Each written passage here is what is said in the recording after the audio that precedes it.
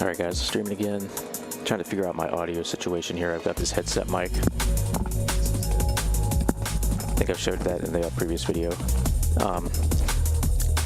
It's got a foam windscreen. I'm trying to get the plosives down. I'm getting a lot of kind of mouth pops and things like that, so I'm going to move it away a little bit. And I got a compressor on there. So I'm hoping that I got music playing here through the CDJ, or XDJ, sorry. I'm hoping that I've got the ducking set up so that when I talk, the volume goes down a bit. And we'll see. I guess I won't know if that works until I listen back to this, so, or you guys yell at me in the comments. Okay, so I got an XDJ. I'm not a DJ really, I'm a live music guy. But you know, I'm in a situation where I gotta play some tracks every once in a while. And these things are pretty much everywhere. So I got this just to familiarize myself with this, with the tech.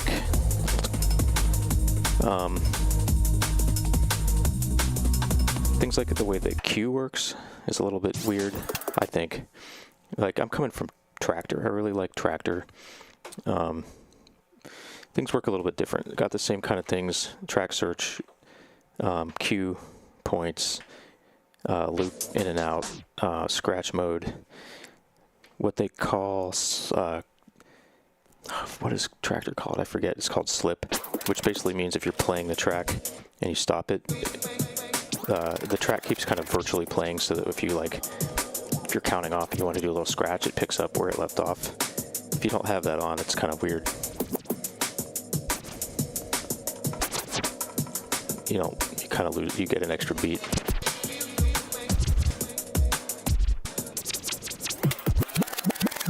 I like to have vinyl mode enabled.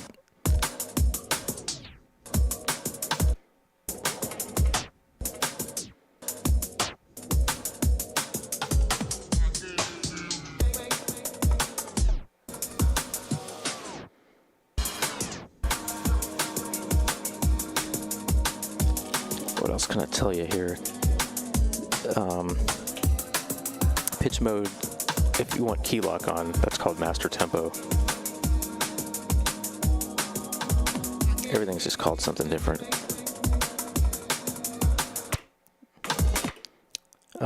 Yeah, start and stop also respects slip, I think.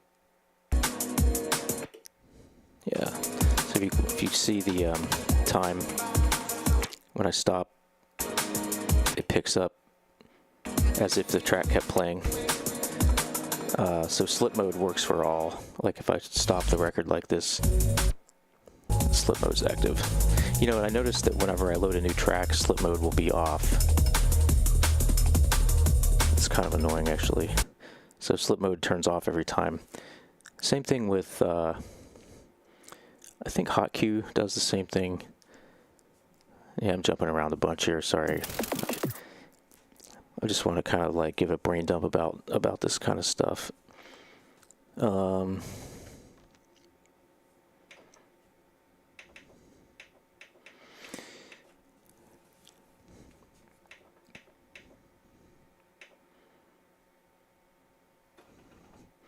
Okay, so one thing that I sometimes argue with people about is the need for the jog wheel at all. And I find myself liking to use the jog wheel to find the cue points that I want. So when I'm starting a track, I want to be able to locate where I want to go.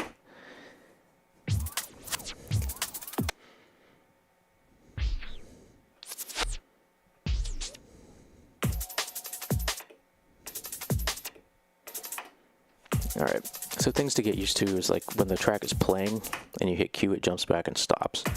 If it's stopped and it's at the Q point, you hit Q, it plays until you release it, and then when you release it, it goes back. So this is the thing that lets you do like the kind of thing where you just kind of like count in.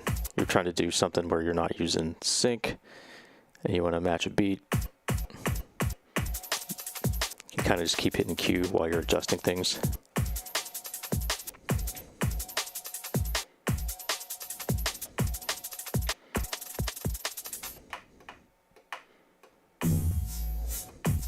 Oh yeah, that's another thing. When you've got wide set, it goes down to like 0 BPM.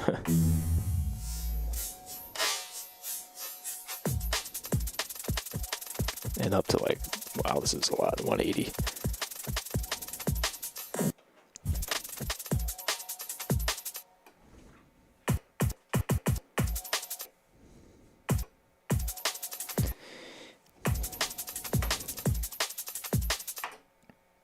Oh yeah, if you're in Q mode, you're holding it down and you also hit play, it locks it.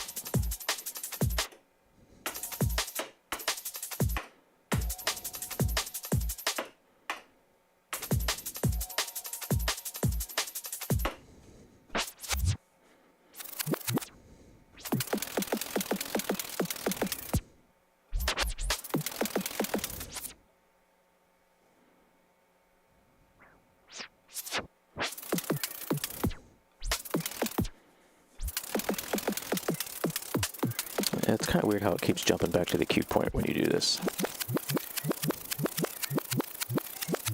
I'm not sure why it does that. If you're out here, it doesn't do it. Once you cross, it jumps back. Don't know why it does that.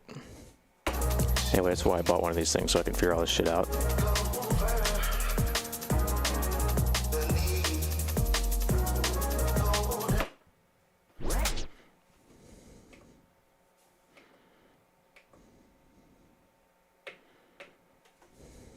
Listen to me.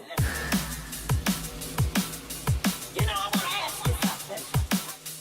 Have you ever wondered why it is we love this music? And it doesn't matter who the DJ is.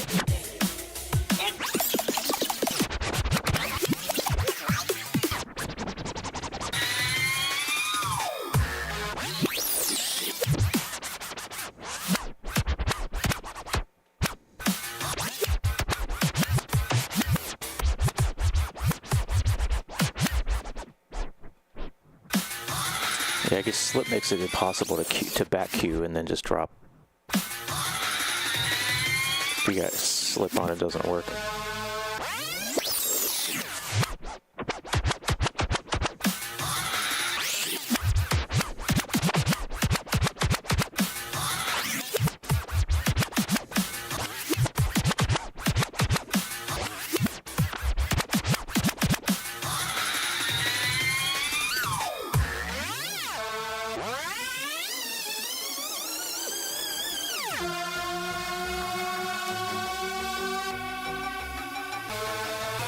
This would be a good time to talk about beat jump. By default, hotkey is enabled, which generally isn't what I want. I want to use beat jump. So that's a quantized way of jumping forward.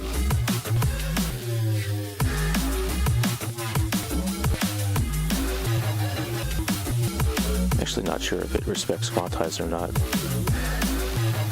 Must. Yeah, it does. It waits. You don't necessarily need it.